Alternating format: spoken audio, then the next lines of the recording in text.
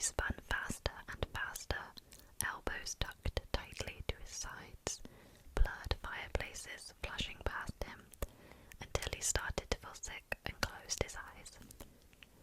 Then, when at last he felt himself slowing down, he threw out his hands and brought himself to a halt in time to prevent himself falling face forwards out of the Weasleys' kitchen fire. "Did he eat it?" said Fred excitedly, holding out a hand to pull Harry to his feet. "Yeah," said Harry, straightening up. "What was it?" "Dun-dong toffee, dun-dong toffee, dun-dong toffee," said Fred brightly. "George and I invented them. We've been looking for someone to test them on all summer." The tiny kitchen exploded with laughter. Harry looked around and saw that Ron and George were sitting at the scrubbed wooden table with two red-haired people Harry had never seen before, though he knew immediately who they must be: Bill and Charlie, the two eldest Weasley brothers. "How are you doing, Harry?" said the nearer of the two, grinning at him and holding out a large hand, which Harry shook, feeling calluses and blisters under his fingers.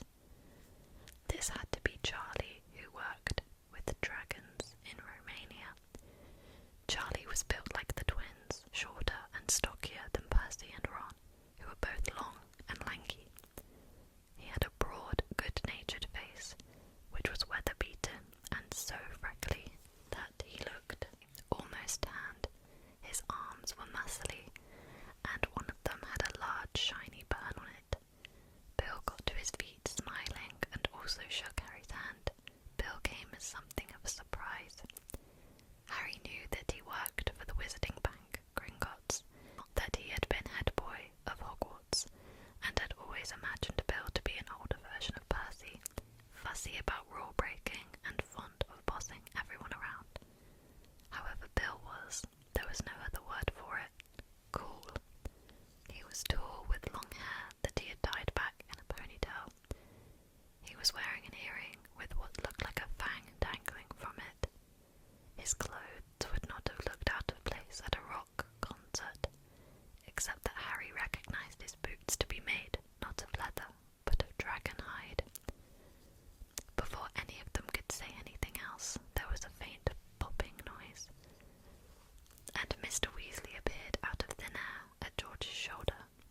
He was looking angrier than Harry had ever seen him. "That wasn't funny, Fred," he shouted. "What on earth did you give that Muggle boy?" "I didn't give him anything," said Fred, with another evil grin. "I just dropped it. It was his fault he went and ate it. I never told him to."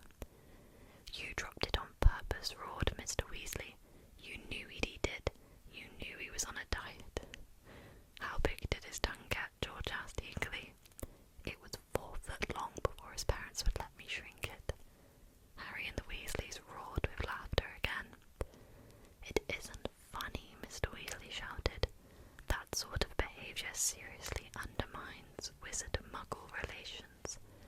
I spent half my life campaigning against the mistreatment of muggles, and my own sons. We didn't give it to him because he was a muggle," said Fred indignantly.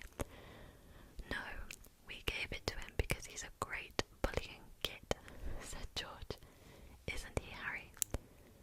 "Yeah, he is, Mr. Weasley," said Harry earnestly. "That's not the point," raged Mr. Weasley. "You wait until I tell your mother." "Tell me what?" said a voice behind them. Mrs. Weasley had just entered the kitchen. She was a short, plump woman with a very kind face, though her eyes were presently narrowed with suspicion. "Oh, hello, Harry dear," she said, spotting him and smiling. Then her eyes snapped back to her husband. "Tell me what, Arthur?" Mr. Weasley hesitated. Harry could tell that, however angry he was with Fred and George, he hadn't really intended to tell Mrs. Weasley what had happened. There was a silence while Mr. Weasley eyed his wife nervously. Then 2 girls appeared in the kitchen doorway behind Mrs. Weasley, one with very bushy brown hair and rather large front teeth. It was Harry and Ron's friend Hermione Granger. The other, who was small and red-haired,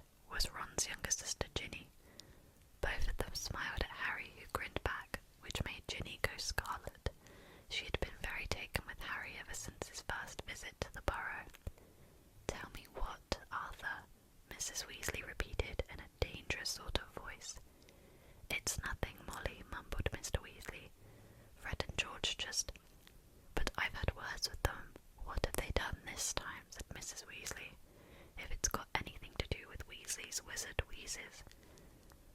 "Why don't you show Harry where he's sleeping, Ron?" said Hermione from the doorway. "He knows where he's sleeping," said Ron. "In my room. He slept there last week and all go," said Hermione pointedly. "Oh," said Ron, cottoning on. "Right. Yeah, we'll come too," said George. "You stay where you are," snarled Mrs. Weasley. Harry and Ron edged out of the kitchen, and they, Hermione and Ginny, set off along the narrow hallway and up the rickety staircase that zigzagged through the house to the upper stories. "What are Weasley's wizard wheezes?" Harry asked as they climbed. Ron and Ginny both laughed, although Hermione didn't. "Mum found this stack of order forms when she was cleaning Fred and George's room," said Ron quietly. "Great long price lists for stuff they've invented. Joke stuff, you know. Fake ones and trick sweets, loads of stuff. It was brilliant. I never knew they'd been inventing all that. We've been hearing explosions out of their room for ages, but we never thought they were actually making things," said Ginny. "We thought they just liked the noise. Only most of the stuff, well, all of it really, was a bit dangerous," said Ron. "And, you know, they were planning to sell it at Hogwarts to make some money, and Mum went mad at them, told them they weren't allowed to make any more of it, and burnt all the order forms. She's furious at them anyway. They didn't get as many owls as she expected."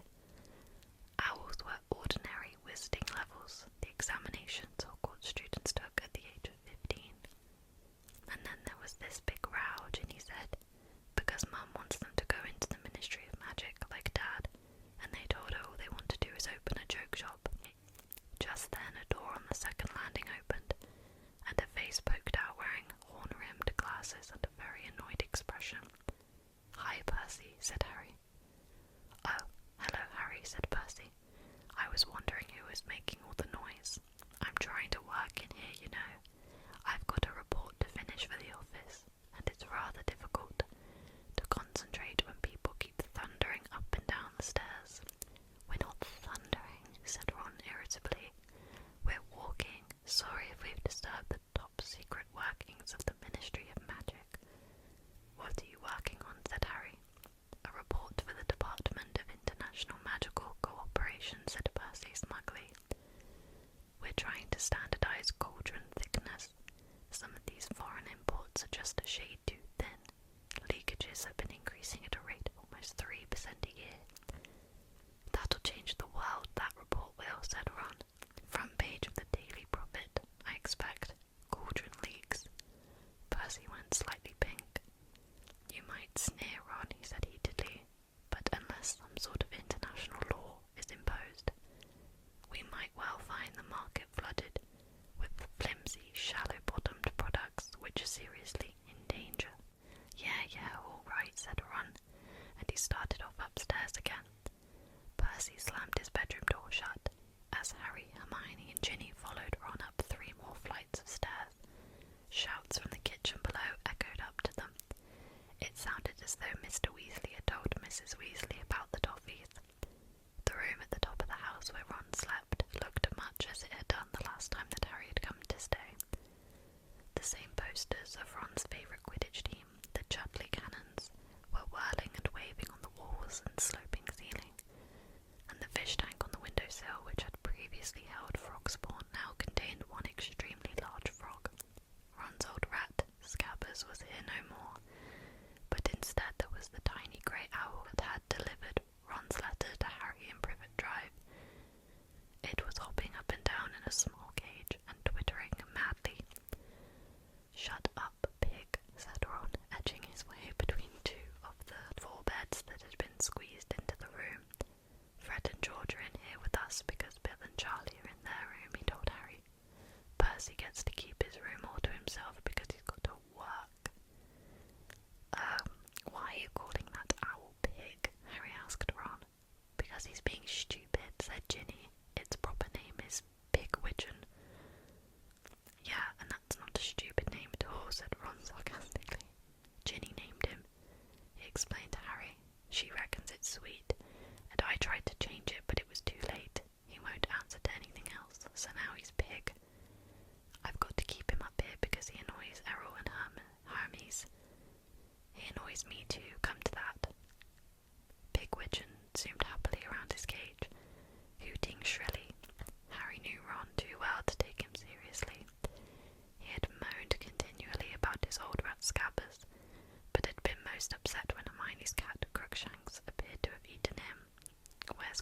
Crookshanks, Harry asked Hermione now. Out in the garden, I expect, she said. He likes chasing gnomes. He's never seen any before. Percy's enjoying work then, said Harry, sitting down on one of the beds and watching the Chudley cannon zooming in and out of the posters on the ceiling. Enjoying it, said Ron darkly. I don't reckon he'd come home if Dad didn't make him. He's obsessed. Just don't get him onto the subject of his boss. According to Mr. Crouch, as I was saying to Mr. Crouch, Mr. Crouch is of the opinion. Mr. Crouch was telling me they'll be announcing their engagement any day now. Have you had a good summer, Harry? Said Hermione. Did you get our food parcels and everything? Yeah, thanks a lot, said Harry. They saved my life, those cakes. And have you heard from... Ron began, but at a look from Hermione he fell silent. Harry knew Ron had been about to ask about Sirius. Ron and Hermione had been so deeply involved in helping Sirius escape from the Ministry of Magic that they were almost as concerned about Harry's godfather as he was. However, discussing him in front of Ginny was a bad idea. Nobody but themselves and Professor Dumbledore knew about how Sirius had escaped, or believed in his innocence. I think they've stopped arguing, said Hermione, to cover the awkward moment, because Ginny was looking curiously from Ron to Harry. Shall we go down and help your mum with dinner? Yeah, all right, said Ron. The four of them left Ron's room and went back downstairs to find Mrs. Weasley alone in the kitchen, looking extremely bad-tempered. We're eating out in the garden, she said when they came in. There's just not room for 11 people in here. Could you take the plates outside, girls? Bill and Charlie are setting up the tables. Knives and forks, please, you two, she said to Ron and Harry, pointing her wand a little more vigorously than she had intended at a pile of potatoes in the sink, which shot out of their skins so fast that they ricocheted off the walls and ceilings. Oh, for heaven's sake, she snapped, now directing her wand at a dustpan, which hopped off the side and started skating across the floor, scooping up the potatoes. Those two, she burst out savagely, now pulling pots and pans out of a cupboard, and Harry knew she meant Fred and George. I don't know what's going to happen to them, I really don't. No ambition, unless you count making as much trouble as they possibly can. She slammed a large copper saucepan down on the kitchen table and began to wave her wand around inside it. A creamy sauce poured from the one tip as she stirred. It's not as though they haven't got brains, she continued irritably, taking the saucepan over to the stove and lighting it with a further poke of her wand. But they're wasting them, and unless they pull themselves together soon, they'll be in real trouble. I've had more owls from Hogwarts about them than the rest put together. If they carry on the way they're going, they'll end up in front of the improper use of magic office. Mrs. Weasley jabbed her wand to the cutlery drawer, which shot open. Harry and Ron both jumped out of the way as several knives soared out of it, flew across the kitchen, and began chopping the potatoes, which had just been tipped back into the sink by the dustpan. I don't know where we went wrong with them, said Mrs. Weasley, putting down her wand and starting to pull out still more saucepans. It's been the same for years, one thing after another, and they won't listen to.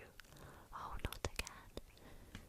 She had picked up her wand from the table and it had emitted a loud squeak and turned into a giant rubber mouse. One of their fake ones again, she shouted. How many times have I told those two not to leave them lying around?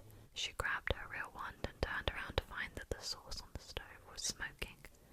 Come on, Ron said hurriedly to Harry, seizing a handful of cutlery from the open drawer. Let's go and help Bill and Charlie. They left Mrs. Weasley and headed out the back door into the yard. They had only gone a few paces when Hermione's bandy-legged ginger cat Crookshanks came pelting out of the garden, bottle-brush tail held high in the air, chasing what looked like a muddy potato on legs. Harry recognised it instantly as a gnome. Barely 10 inches high, its horny little feet pattered very fast as it sprinted across the yard and dived headlong into one of the Wellington boots that lay scattered around the door. Harry could hear the gnome giggling madly as Crookshanks inserted a paw into the boot, trying to reach it.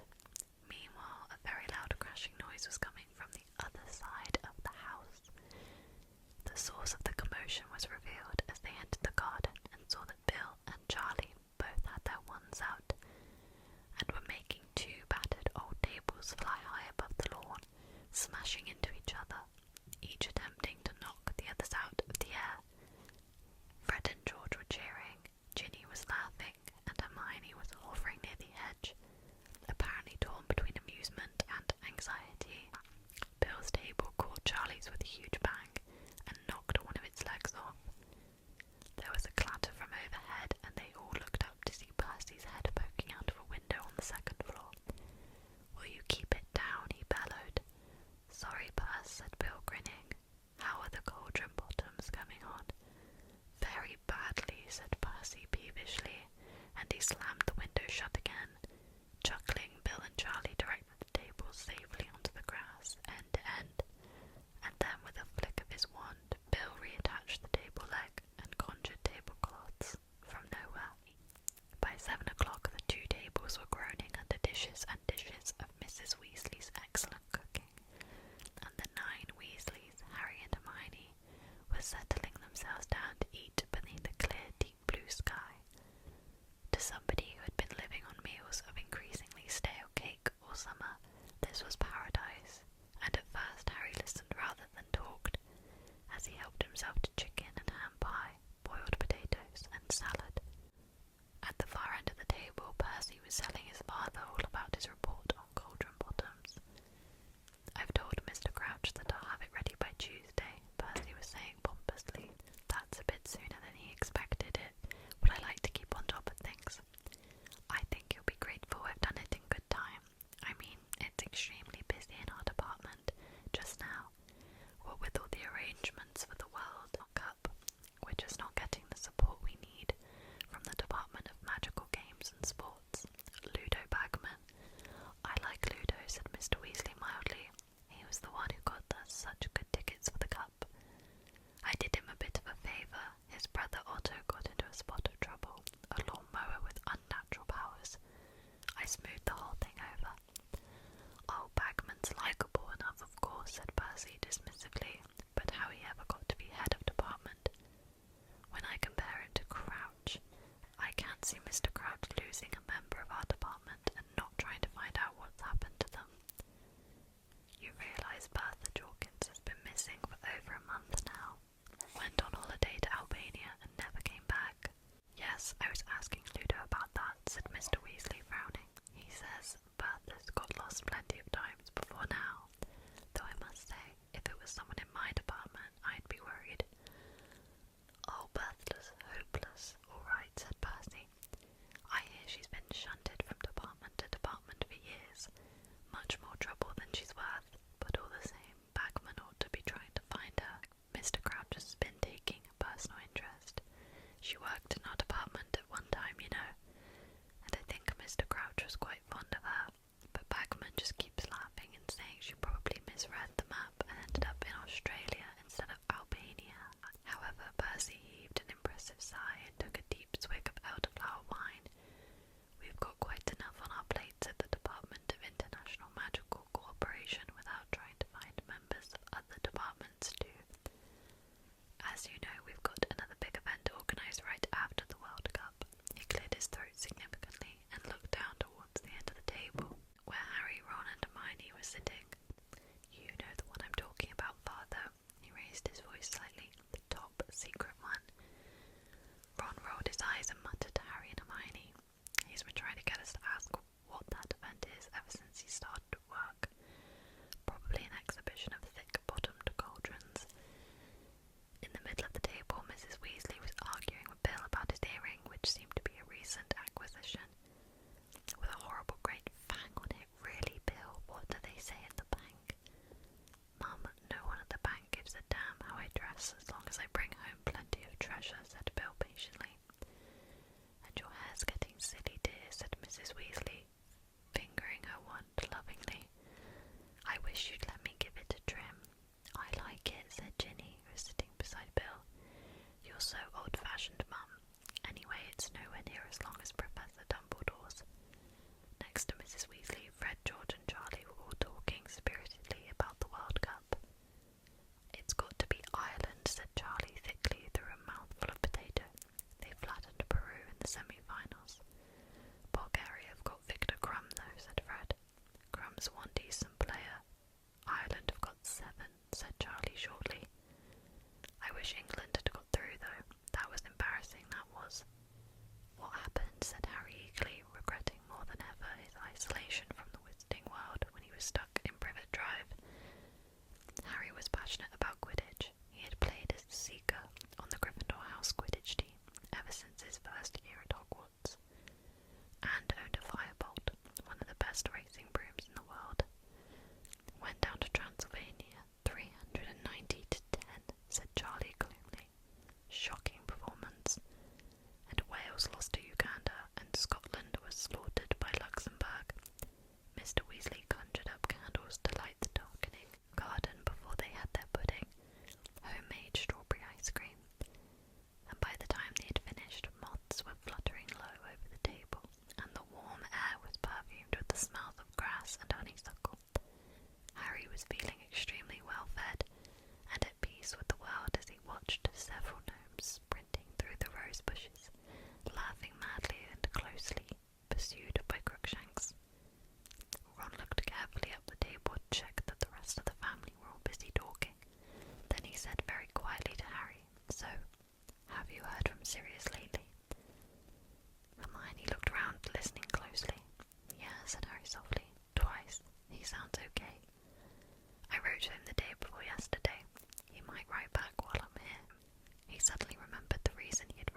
serious.